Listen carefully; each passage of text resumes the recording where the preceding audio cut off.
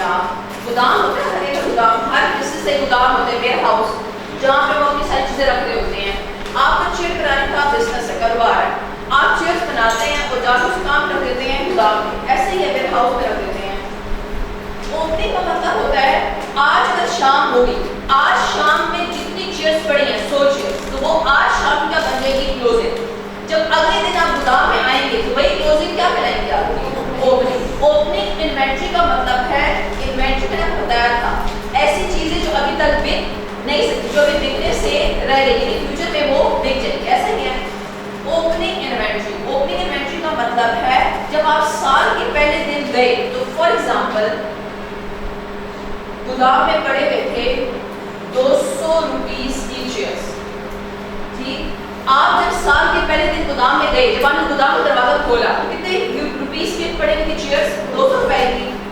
Plus इस साल हो सकता है कि आपने मजीद चेयर्स और खरीदी और गोदाम में जाके और रख दी, क्योंकि कस्टमर तो ज्यादा आता है, तो सिर्फ 200 रुपीस की चेयर्स पे तो आप मेरे साथ नहीं डिपेंड नहीं कर सकते हो।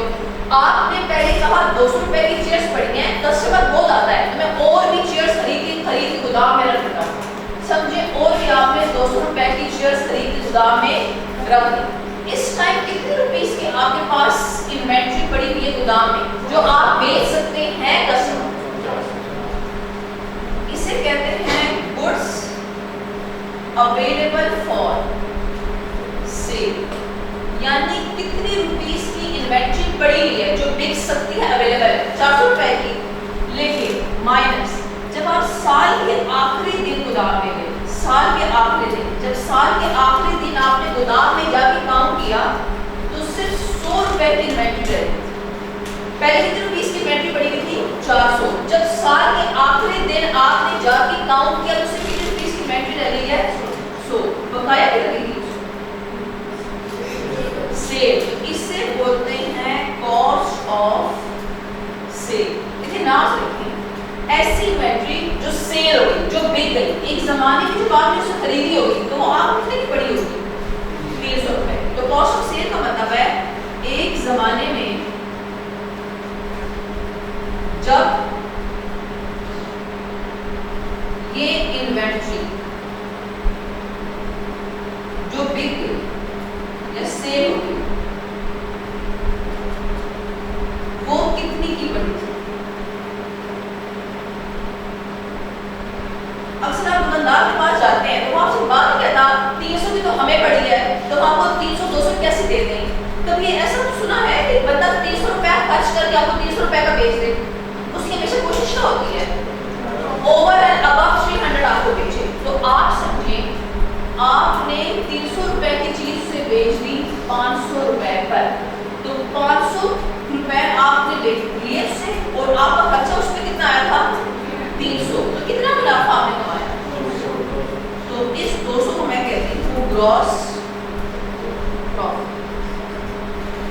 क्या ग्रॉस प्रॉफिट का फार्मूला क्या है, sale less cost of sales is equal to gross profit. ये जो मैंने डब्बा बनाया है ये किसका फार्मूला है, कॉस्ट ऑफ सेल।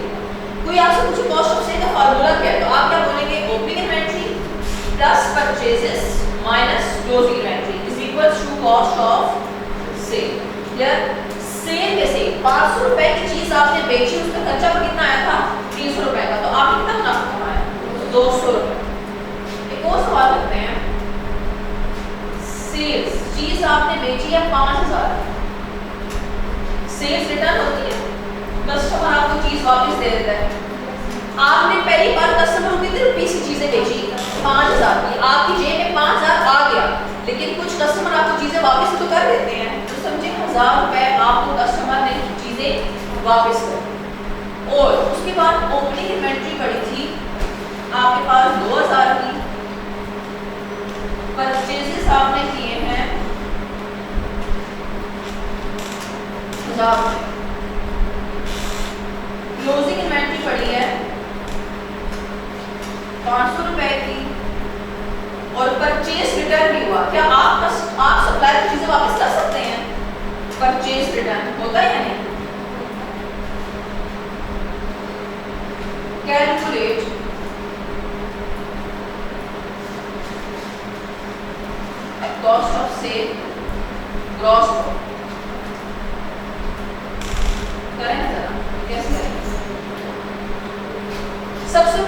लिखे सेल्स, कितने रुपीस की चीजें आपने बेची शुरू में, लेकिन कुछ चीजें आपको वापस हो गई, लेस सेल्स रिटर्न, कितने रुपीस की चीजें वापस हो गई।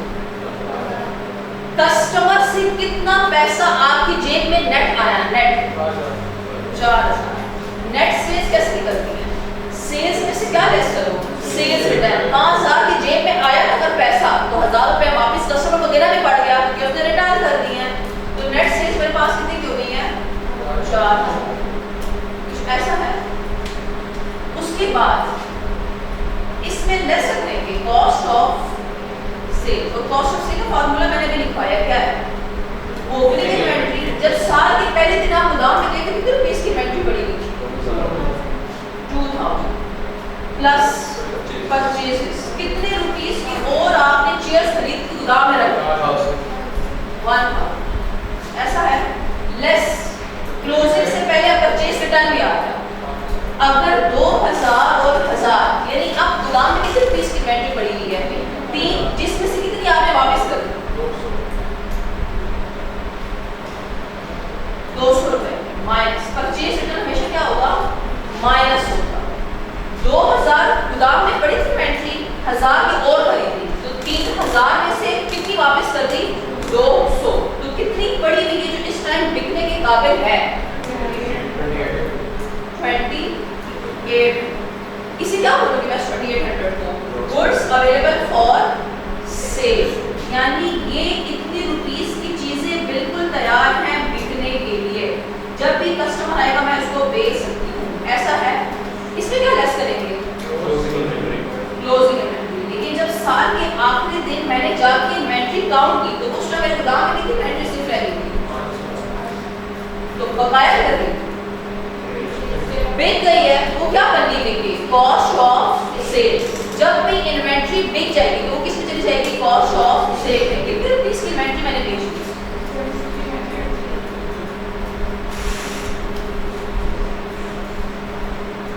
तो ग्रॉस प्रॉफिट कैसे निकालूंगी मैं, ग्रॉस प्रॉफिट क्या फार्मूला है, net sales minus cost of cell.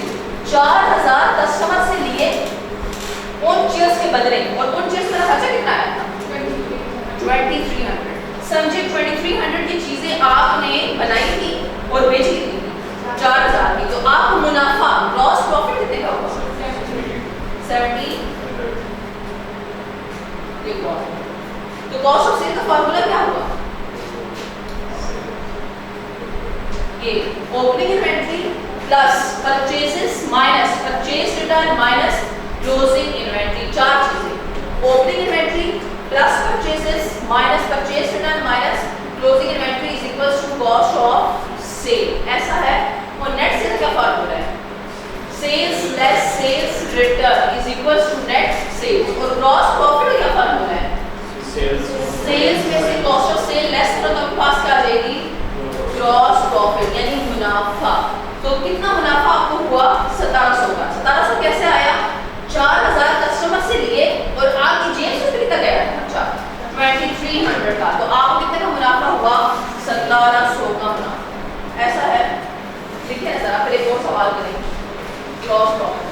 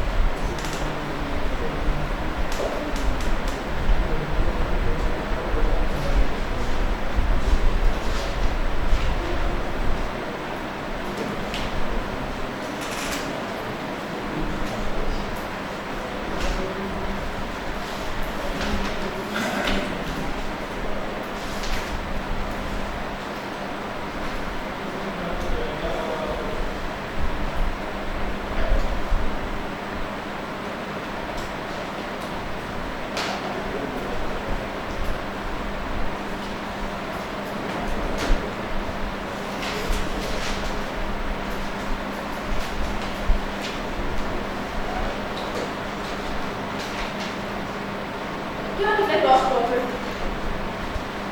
नहीं कोई गल